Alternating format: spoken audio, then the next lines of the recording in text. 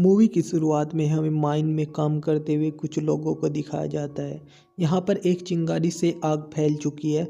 दरअसल यहाँ पर मीथेन गैस फैली हुई है और ये सब अपने आप को बचाने में कामयाब हो जाते हैं। यहाँ की सरकार ने माइन पर रोक लगा रखी है, लेकिन ये लोग फिर भी अपने गृहस्थी चलाने के लिए माइन में खुदाई करते हैं। इस घटना के बाद सभी लोग चर्चा करने लगते हैं, लेकिन यहाँ पर टीम का लीडर जी कहता है कि अब हमें खुदाई को बंद करना होगा। इसके बाद इनमें बहस होने लगती है। ली का भाई कैनिन कहता है कि हम अपनी गृहस्थी चलाने के लिए खुदाई का कार्य नहीं रोक सकते और हमें खुदाई का कार्य जारी रखना होगा। इसके बाद इनमें वोटिंग होने लगती है। सभी लोग कैनिन के साइड आ जाते हैं और खुदाई करने का मशवरा देते हैं। इसके बाद ली भी सहमत हो जाता है, लेकिन ली अपने भाई कैनिन से कहता है कि तुम अपने बेटे को खदान में काम करने के लिए नहीं लाओगे। इसके बाद ये लोग यहाँ से चले जाते हैं। 2 दिन बाद ली एक बर्थडे पार्टी पर जाता है, जहाँ पर कैनिन और उसका बेटा भी होता है। कैनी अपने बेटे को भी लाना चाहता है, हालांकि ली ने उसे मना किया था। कैनी का बेटा काफ़ी ज़्यादा डरा हुआ, क्योंकि उसे खबर मिली है कि माइन का कार्य बहुत ही ज़्यादा खतरनाक होता है। इसके बाद ली अपने इंचार्ज के पास जाता है और वो बोलता है कि माइन में नीचे काफ़ी ज़्यादा पानी भरा हुआ है और उसे एक पाइप की ज़रूरत है। इसके बाद इंचार्ज बोलती है कि उसके पास इतना बजट नहीं है। इसके बाद ली अपने अथॉरिटी मेंबर के पास कॉल करता है, लेकिन अथॉरिटी मेंबर साफ साफ बोल देते हैं कि बिना जांच के भी कुछ नहीं कर सकते, उन्हें 2 दिन का टाइम चाहिए। क्योंकि अब 2 दिन का टाइम है, लेकिन जी 2 दिन तक नहीं रुक सकता, इसलिए वह अपने लोगों के साथ खदान के अंदर चला जाता है, जहां पर उसके भाई कैनिन का बेटा भी है, जो खदान पर पहली बार आया है। कैनिन का बेटा काफ़ी ज़्यादा डरा हुआ होता है। वहीं हमें बाहर का मौसम दिखाया जाता है, जो कि बहुत ज़्यादा ख़राब हो चुका है, यानी कि अब बारिश होने वाली है। सभी लोग खदान के अंदर पहुंच जाते हैं। कैनी अपने बेटे को यहाँ से निकलने के सारे रास्ते बताता है, क्योंकि यह यहाँ पर पहली बार आया है। इसके बाद सब अपने अपने काम पर लग जाते हैं। कैनी यहाँ पर ड्रिल मशीन का उपयोग काफ़ी ज़्यादा कर रहा होता है, हालांकि जी उसे ऐसा करने से मना करता है, क्योंकि हलचल से कुछ भी गड़बड़ हो सकती है। लेकिन कैनिन उसकी बात नहीं मानता है। वहीं पर काफ़ी ज़्यादा लोड पड़ने की वजह से पावर हाउस में धमाका हो जाता है और माइन का कुछ हिस्सा ज़मीन के नीचे धंस जाता है। ऊपर जो इंचार्ज होती है वो मॉनिटर के सामने बैठकर देख रही होती है। उसे रेड अलर्ट मिल जाता है, जिससे उसे पता लग जाता है कि माइन के अंदर कुछ घटना हुई है, जिसे देखकर वो काफ़ी ज़्यादा डर जाती है। वहीं माइन के अंदर का सीन दिखाया जाता है, जहाँ पर लोग इधर उधर भाग रहे हैं और काफ़ी डरे हुए हैं, लेकिन कैनिन अपनी जगह पर खड़ा हुआ होता है। चारों तरफ आग फैल रही होती है, क्योंकि वहां पर मीथेन गैस भी है। इसके कुछ ही पलों के बाद वहां पर सन्नाटा छा जाता है। चारों तरफ अंधेरा ही अंधेरा होता है। सबसे पहले ली चिल्लाता है। वो देखता है कैनिन का बेटा रायन अभी भी जिंदा है और उसके साथ उसका एक साथी भी है। दोनों के दोनों कैनी के पास जाते हैं। अब इनकी हालत काफ़ी ज़्यादा खराब हो चुकी है और यहाँ पर 7 लोग मारे जा चुके हैं।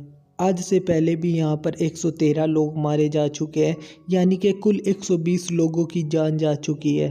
इसके बाद ऊपर इंचार्ज को दिखाया जाता है। वो भी माइन के अंदर जाने की कोशिश करते हैं, लेकिन जाने का कोई रास्ता नहीं होता। इसके बाद अब इन चारों को अपनी जान बचाने के लिए कुछ करना होगा, इसीलिए ये चारों इमरजेंसी डोर की तरफ भागने लगते हैं। इमरजेंसी गेट के पास पहुंचने के बाद ये चारों डिसअपॉइंट हो जाते हैं, क्योंकि धमाके की वजह से गेट भी टूट चुका था। इसके बाद ये चारों अपने मुंह पर कपड़ा बांधकर बैठ जाते हैं। ये एक ऐसा कपड़ा है जो उन्हें आग से बचाएगा, क्योंकि चारों तरफ मीथेन है।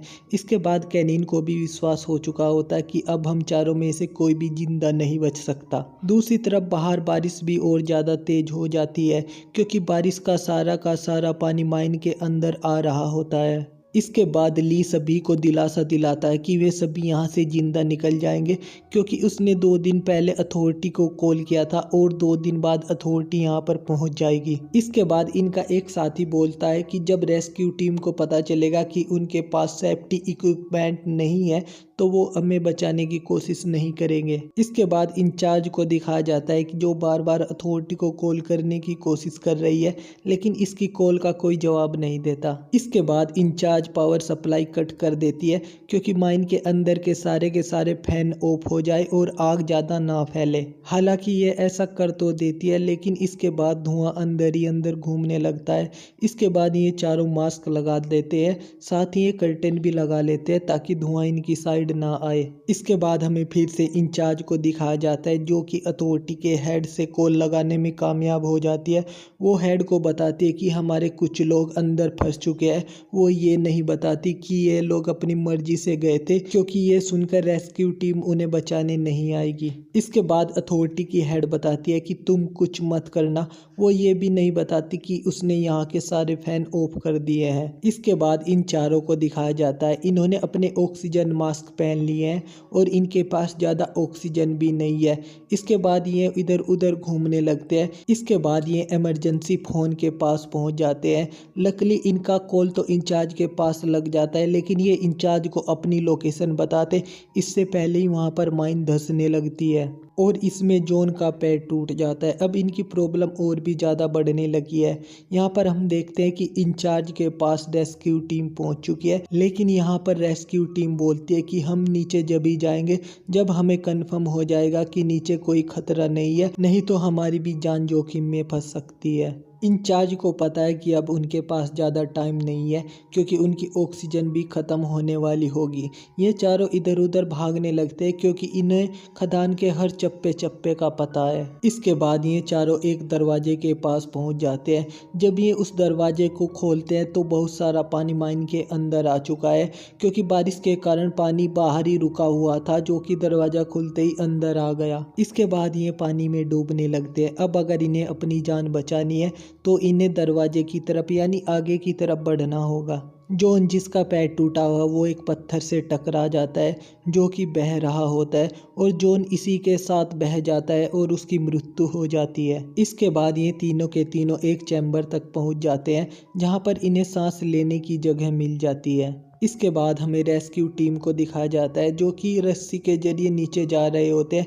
इन्हें आगे जाने का एक रास्ता मिल जाता है जो कि शाफ्ट तक जाता है और शाफ्ट के दूसरी ओर ये तीनों के तीनों फंसे हुए हैं। लैनी जो जीने की सारी आस खो चुका है, उसे हेलुसिनेशन होना शुरू हो जाता है। तभी ली उसके पास जाकर उसे समझाता है। तभी उसका पैर एक हाथ पर पड़ता है जो उन्हीं के साथी का होता है जो पत्थरों की दीवार के दूसरी तरफ है। वो कहता है कि तुम्हें मेरा हाथ काटना होगा, यहाँ पर एक फ़ोन है जिससे मैं इंचार्ज को कॉल कर सकता हूँ, तभी हम सब बच पाएंगे। ना चाहते हुए भी इन्हें अपने साथी का हाथ काटना पड़ता है। इसके बाद वो इंचार्ज को कॉल लगाता है और उन्हें बताता है कि वे शाफ्ट के पास है और तुम्हें यहाँ पर धमाका करना होगा। उनके पास ज़्यादा समय नहीं है क्योंकि उनकी ऑक्सीजन भी ख़त्म होने वाली है। इसके बाद इंचार्ज कुछ लोगों को लेकर शाफ्ट की तरफ बढ़ने लगती है। इसके बाद हम देखते हैं कि कैनिन के बेटे रायन की भी ऑक्सीजन अब पूरी तरीके से ख़त्म होने लगी है। इसके बाद कैनिन अपना मास्क उतारकर अपने बेटे रायन को लगा देता है। दूसरी तरफ ली भी अपना मास्क उतारकर कैनिन को लगा देता है। हालांकि कैनिन मना करता है लेकिन ली बोलता है कि ये उसका फ़र्ज है। साथ ही वो उससे एक शर्त भी लेता है कि आज के बाद हम में से कोई भी माइन के अंदर काम नहीं करेगा। इतना कहते ही ली की मृत्यु हो चुकी होती है और अब इन दोनों की भी ऑक्सीजन ख़त्म होने वाली है।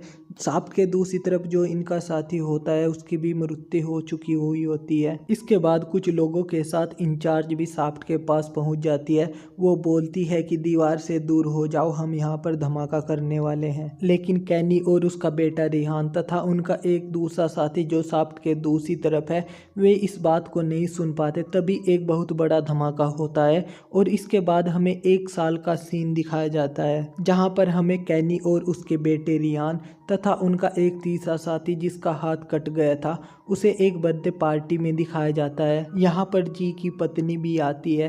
कैनी उसके पास जाता है और बोलता है कि जी ने हमारी जान बचाई, अगर वो नहीं होता तो हम तीनों बच नहीं पाते।